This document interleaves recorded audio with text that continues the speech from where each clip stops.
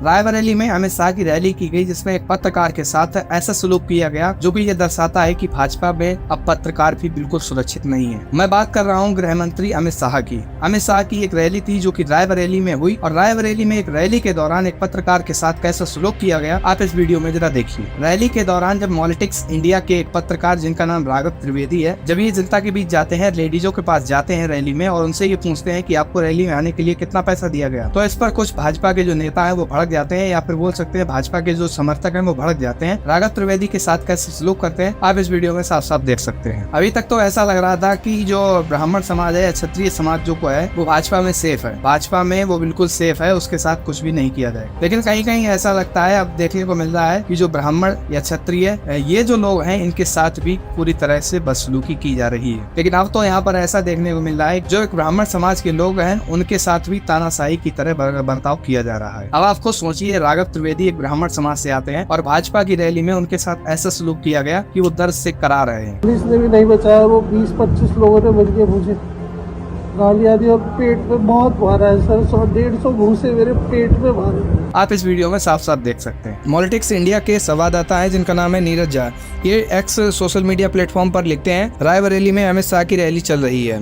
हमारे रिपोर्टर राघव त्रिवेदी ने कुछ महिलाओं से बातचीत की। महिलाओं ने कहा कि रैली में आने के लिए उन्हें कितना पैसा मिला है। साइन अप करते हुए राघव ने ये बात बोला, और फिर बीजेपी के लोग उसे हैकल करते हुए रैली के पीछे बने टेंट में ले गए। हमारे दूसरे साथी संजीत ने यह बात बताई, अगर राघव को कुछ भी हो जाता है तो उसके जिम्मेदार माननीय गृह मंत्री अमित शाह होंगे। आवाज उठाइए please, stand with journalism. Politics India के जो संवाददाता है वह सोशल मीडिया प्लेटफॉर्म एक्स पर लिखते हुए ये सारी बात कहते हैं, और कहते हैं कि अगर राघव त्रिवेदी को कुछ भी हो गया तो इसके जिम्मेदार खुद अमित शाह गृह मंत्री हो। पॉलिटिक्स इंडिया के संवाददाता नीरज झा एक बार फिर से लिखते हैं सोशल मीडिया प्लेटफॉर्म एक्स पर, भाजपा इस तरह से चुनाव लड़ रही है, ये हमारे रिपोर्टर राघव हैं। अमित शाह की रायबरेली में रैली चल रही थी, औरतों ने कहा कि पैसे मिले हैं रैली में आने के लिए। इसके बाद भाजपा के गुंडों ने ये हाल किया राघव का। ये लड़ाई केवल राघव की नहीं है, पॉलिटिक्स इंडिया या हमारी नहीं है। आवाज उठाएं इन गुंडों के लिए, पूरा देश इनके सामने रेंगने नहीं लगेगा। और अगर बात करें भाजपा की, तो प्रधानमंत्री मोदी से लेकर भाजपा का बूथ अध्यक्ष भी ये बात कहता है कि भाजपा सरकार में सभी लोग सुरक्षित हैं।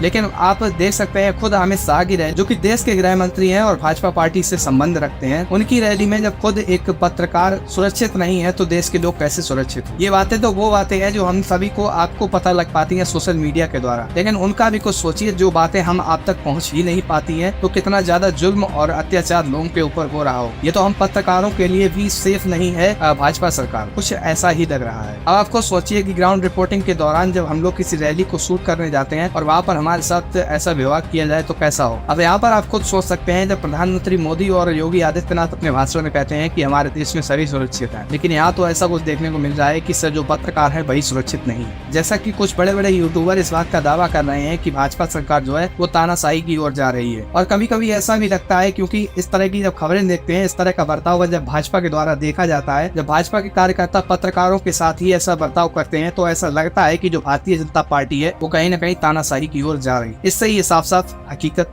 सामने आ रही। अब आप बताइए कि पत्रकार के साथ ऐसा बर्ताव जो किया गया है ये सही है या नहीं सही। नीचे कमेंट करके हमें जरूर बताइए। बने रहिए INDC नेटवर्क के साथ, मिलते हैं नई खबर के साथ। बहुत बहुत धन्यवाद। INDC नेटवर्क, बदलते भारत के साथ।